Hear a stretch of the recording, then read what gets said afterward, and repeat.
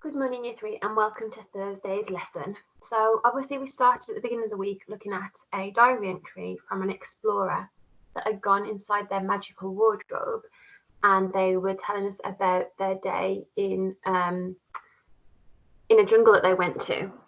So we looked a little bit at the diary, we've answered some comprehension questions and looked at some of the vocabulary used. Now today you're going to create a list poem. So if I just explain the task a little bit to you, the explorer says, here's a poem I wrote when I got back from exploring the Atlantic jungle. It's a list poem and it's all the magical things I'd like to find in my rucksack. So what you're going to do today is imagine that you've been to a jungle, and then when you get home, you're going to write a list poem about what things that you found in your rucksack that you took back from a jungle, and it's completely up to you what things you put in it. It's just about you using your imagination. So I'll just read you this explorer's list poem. There's 10 things in an explorer's rucksack: a sizzling sunbeam scorching the sky, the sound of rain splashing on mud, a rhino's footprint, a hat made of stars, 10,000 leaf skeletons glittering in the wind, the sweetest fruit from an ice cream tree, a never-ending flapjack, the smell of jungle clothes, a feather from a soupy bird, a pair of very sore feet. So he's saying that when he got back from the jungle, these are the 10 things that he found in his rucksack. Now, some of these things might sound a little bit strange to you. So, for example, he said he found sizzling sunbeams, so meaning really hot sunbeams he found, implying that in the jungle it had been hot. The sound of rain splashing in the mud, a rhino's footprint, because he's implying that he saw a rhino there. The sweetest fruit from an ice cream tree, because if you remember in the diary entries, the fact that the fruit tasted like ice cream. The smell of jungle clothes, a pair of very sore feet, because I've been trekking through the jungle. So it's using all the different senses, things that he could hear in the jungle, see, smell, etc. Now, there's 10 things he's listed here. He hasn't just listed them, he's described them as well and put them into sentences. And if you look here, each line, so there's 10 lines because there's 10 things that he's telling us about in his rucksack. Each line starts with a capital letter, and at the end of each line there's a comma. This is why it's called a list poem. And then the last thing in the list, there's a full stop. So just remember, on each line you have to put a capital letter and a comma, see? And then when you get to the last bit, you put a full stop. So there's 10 things he's listed here. I'm going to come back to the things that I've underlined in red in a minute. So it says, write a list poem. Now have a go at writing your own poem. What magical things would you like to find in your rucksack when you come back from exploring a jungle? It says, try to make your items sound exciting by using alliteration where the word starts with the same sound. So just saying that you found the sun, you could say the sizzling sun. You found a lazy lion, a towering tree. And we've done alliteration before, so that shouldn't be a problem. It says you could try and use precise, powerful verbs that show things in a more exciting way. So scorching, splashing, glittering. These are all powerful verbs, aren't they? Doing words. Choose unusual things to add to your bag. Be as inventive as you can. So just make things up, make magical things up. So here they said a hat made of stars, or you could have boots made of spider webs. It really doesn't matter. It's not a real thing. It's just your imagination. It says exaggerate things and make them the biggest. So it might be the biggest lion, or the tallest tree, the sweetest fruit, the fastest cheetah. So you're exaggerating it to make it sound more interesting. And it says you can invent new things, so completely made up things. So the soupy bird, that's just their imagination. And the smell of clothes. Now, in real life, you wouldn't be able to put the smell of clothes into your explorer backpack, but it's up to you what you want to put in. If you like the smell of clothes, then put it in your backpack. So if we just go back to the poem, some of the things that I've underlined in red. So sizzling sun, they've used alliteration. Scorching and splashing are powerful verbs. I've just highlighted the commas at the end of each line.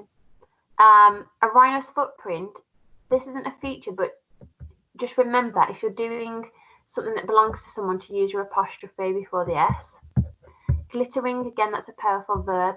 Sweetest, so that's exaggerating. It's not just saying the sweet fruit, it's the sweetest fruit. Never ending, adjective. Sore feet, adjective. So these are some of the things you can put into it to make it your list poem really good. Now, I'm not going to come up with the ideas for you, but what I did have a think about was things you might find in a jungle, so things you might see, hear and smell. So you could say there was a certain animal in your rucksack, or in the poem it said a rhino's footprint. It could be a lion's tooth.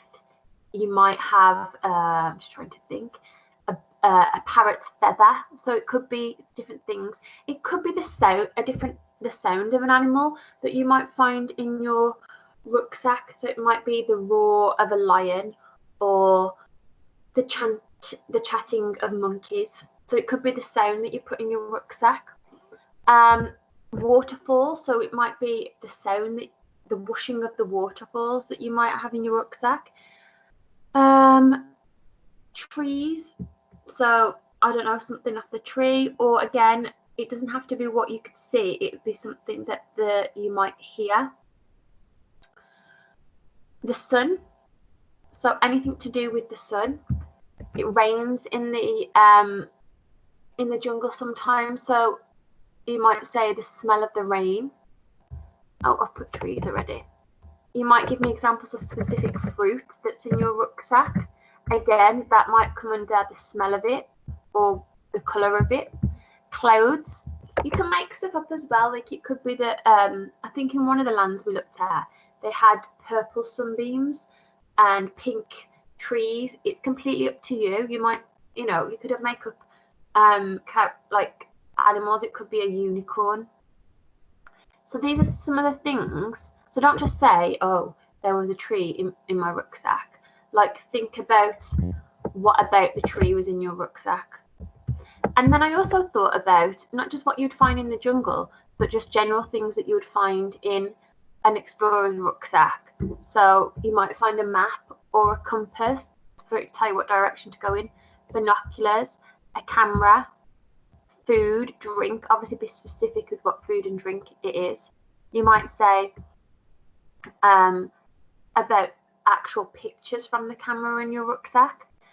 So these are just some ideas for you to think about what things you would find in your rucksack when you'd come back from a specific jungle. It doesn't have to be the Atlantic jungle. Like I said, use your imagination. So when you've chosen 10 things, so I would jot down 10 things that you're going to have in your rucksack.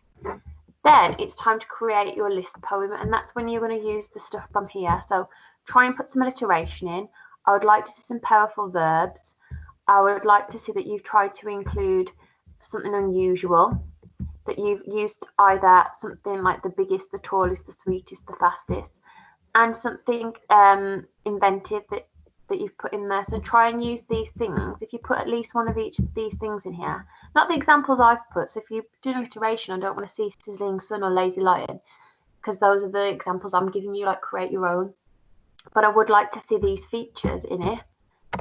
And then structure it and think. In each sentence, you need to think about how you're going to structure it. So you wouldn't say, in my rucksack, there was. Look how each line is started. A sizzling sunbeam scorching the sky. So you might say, a jagged lion's tooth, comma.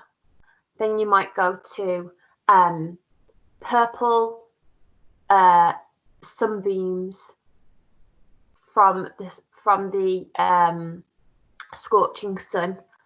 You might say, let's just think, the roar of a lion, comma, and then on to your next line. So you never say in my rucksack or I can see. Most of these are starting with a or the. So 10 things, so you should have 10 different lines. Each one is separated by a comma. Each line has a capital letter. I'm really looking forward to seeing some really imaginative ideas that you've come up with. It's your explorer's rucksack. What would you want to find in it when you come back from exploring a jungle? If you want to pause the slides on this so it gives you some ideas, and make sure you're including some of this. I'll put this picture up probably on your purple mash to help you. If you've got any problems, then message us on the blog. But if not, I look forward to reading these later, guys. Bye.